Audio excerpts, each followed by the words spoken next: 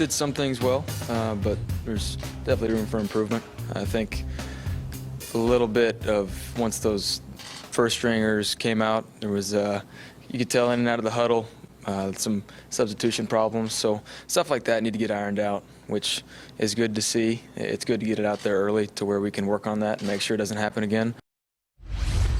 Baker Mayfield looking for ways to improve his game, although it all looked pretty good right out of the gates for the number 1 overall pick in the draft of the Cleveland Browns. It's Pro Football Talk Live, NBC Sports Radio, NBCSN, Friday edition. There were 12 preseason games last night.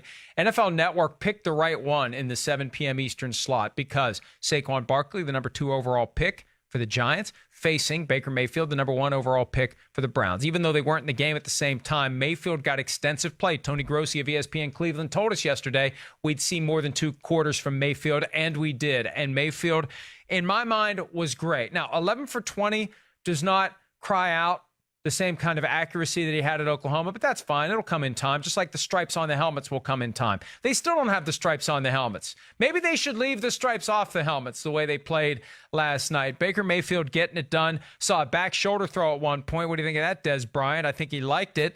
Saw the catch and run by Antonio Callaway that was a 54-yard touchdown. Here it is right here if you're enjoying the show on NBCSN. And if you are, thank you very much. There goes Callaway. He had an interesting week. He looks like he could be a difference maker for the Browns. My God, could it be that the Browns are actually in the process of becoming a team better than what we've seen the last couple of years? Well, if you put Baker Mayfield on the field, maybe that's the case. After the game, the guy who will make the ultimate decision as to when Baker Mayfield plays, Hugh Jackson, he was asked if he was surprised by how Mayfield performed. I'm not surprised by anything Baker does because I see him do it on the practice field. So obviously the throws he makes, the poise he has, he demonstrated all that in college. So I'm not surprised by it. And again, this is just his first opportunity and he'll grow from it. There's things he'll learn from and continue to get better at, but I thought it was a good start for him. Okay, if you see him do it on the practice field, right, the other players are seeing it too. Now, look, I don't want to take anything away from Tyrod Taylor. He was 5 for 5 for 99 yards and a touchdown to David Njoku. Njoku had 2 touchdowns last night, one from Taylor, one from Mayfield. But there's just something about Mayfield. That was why they were attracted to him.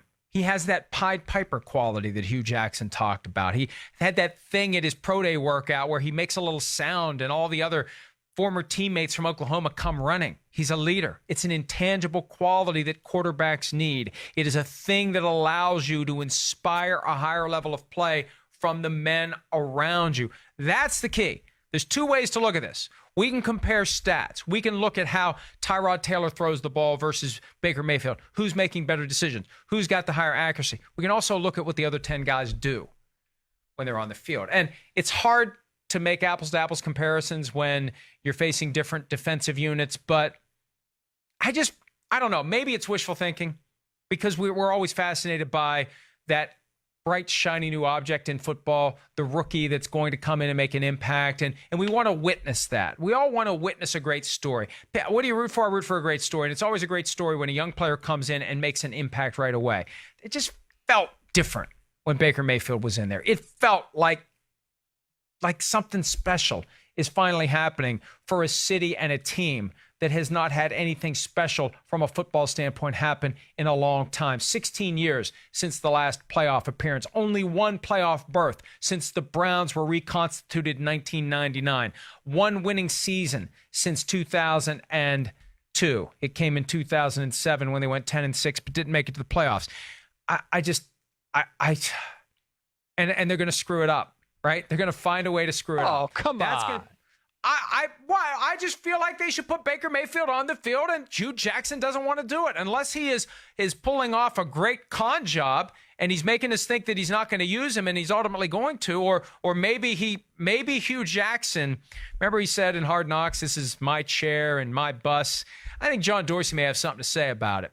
And it could be that John Dorsey eventually has a conversation with Hugh. And John's got a good way about himself. It's very positive. He's not going to come in and he's not going to say, hey, I outrank you, Hugh, so you do what I say. He's going to be very positive. He's going to work on him. He's going to persuade him. He's going to try to get him to understand. We need this kid on the field. We got Tyrod. If it doesn't work, we can put Tyrod in. But this kid's exciting. He's just exciting. let's see what we can do with Baker Mayfield. Now, in New York, there's no such question about who the starting tailback will be. It's Saquon Barkley. With the number 2 overall pick in the draft, the Giants went running back, and Barkley, at least right out of the gates, looked pretty good. First carry, 39 yards, and it wasn't an easy 39. He had to earn it. It was some cuts here and jump left and move right, and off he went for 39 yards. Now, he had 4 yards on 3 carries the rest of the night, but who cares? Who knows how many yards he would have had if he'd have had a full game in which to operate. He had 39 on 1 carry, and that's all that matters to me. After the game, his head coach, Pat Shurmur, was asked what he thought of Saquon Barkley's debut. Well, I love the first run, if they could all be like that. But you could see, it wasn't too big for him. He's probably played in front of bigger crowds at Penn State, so, it really wasn't too big for him, and I think he took the next step in his progress to get ready for the season. Look, Saquon Barkley, I think, is going to be very good. They're going to use him. They have to use him. They have to justify taking him with the 2nd overall pick in the draft. So I think he'll be fine, and I think he'll help the Giants be better. Now, I'm not ready to jump on board the way Chris Sims is to say they're destined to make it to the playoffs. Last time I checked, NFC, chock full of great teams. But they'll be better than 3-13. Of course, that's not quite a very daring prediction. It's hard to be worse than 3-13, but I think the Giants are moving in the right direction. I think Saquon Barkley is going to become a star player in this league. He already is. His jersey was the top seller even before that 39-yard run. Now, one guy not impressed by the 39-yard run, Eli Manning, channeling a little Bill Parcells. It's just a run. Let's not go berserk yet. It was a good run. The offensive line blocked things well. He had a good cutback. It was a good play. And that's smart. Let's not get too caught up in this. But you know what? Eli Manning should want defenses to buy into the Saquon Barkley hype, because then they'll spend their time trying to stop Saquon Barkley. More time for Eli Manning to operate in the passing game. By the way, Odell Beckham Jr. did not play for the Giants last night, but Manning did and Barkley did, and Barkley looked pretty good. And stats, the Giants could have gone quarterback, and a lot of people think they should have gone quarterback. We don't know what they thought of the quarterbacks who were available after Baker Mayfield was taken number 1, but they think Eli Manning still has a few good years left, so why not give him a compliment in Saquon Barkley who can help him get more out of his arm? And I think it makes sense. If you're all in for Manning, I think it makes sense to get Saquon Barkley. If you think you're a running back away, but, that defense last year, Mike, had problems. They were a bad defense last year, even though 2 years ago they were good. Are you confident that that's all straightened out? Everybody's back on the happy train? Nah, it's going to take some time. They got to win some games in the regular season. The one red flag I have is this. When Pat Shurmur was under consideration for head coaching jobs, Mike Holmgren, who hired him to be the head coach of the Browns back when Holmgren was essentially acting as the owner of the Browns because Randy Lerner didn't want to have anything to do with it, Holmgren said that his advice for Pat Shurmur was to lighten up. Mike Holmgren's advice for Pat Shurmur was to lighten up. Mike Holmgren's advice to Pat Shurmur was to lighten up. So hopefully he'll lighten up. Hopefully he will have learned from his experience. And he wouldn't be the first guy who got fired by the Browns as a head coach and then found his way with another team. There's a guy with 5 Super Bowl rings that he's won as a head coach of the Patriots who's been down that path. So we'll see how it goes. But I want to get back to the Browns and Baker Mayfield. Why do you make the guy the first pick in the draft if you're not going to use him? And think about the problem that you have. Good problem to have. No, it's not. If Tyrod Taylor takes the Browns to the playoffs, what do? They're already talking about extending him to be the backup or extending him to be the starter. And if he does take you to the playoffs, do you bench him? Do you get rid of him? Well, the Bills did last year. Yeah, it's happened before. But here's the thing. We say this all the time. There are 2 types of teams in the NFL. Teams that have a franchise quarterback and teams that are looking for a franchise quarterback. And the subcategory in that is a team that has a quarterback that maybe can become a franchise quarterback. We're not ready to give up on him yet because we don't want him to become a franchise quarterback with someone else. That's the Ryan Tannehill category. And that was the Tyrod Taylor category until the Bills decided we're going to reach for the brass ring and get ourselves Josh Allen, and we'll trade Tyrod Taylor for a 3rd-round pick. And now the Browns have 2 guys, right? One guy is never going to be a franchise quarterback, or he would have been already. The other guy very well could be a franchise quarterback. Do you not go all in? When that has been your big flaw for a generation, when you have 27 names on the back of a jersey, all the guys who have played quarterback for the Browns over the years, when the last two guys you drafted in the first round to play quarterback were cut after 2 seasons on a 4-year fully guaranteed deal, do you not embrace the possibility? There's 2 ways to do it. You put the guy in bubble wrap, right?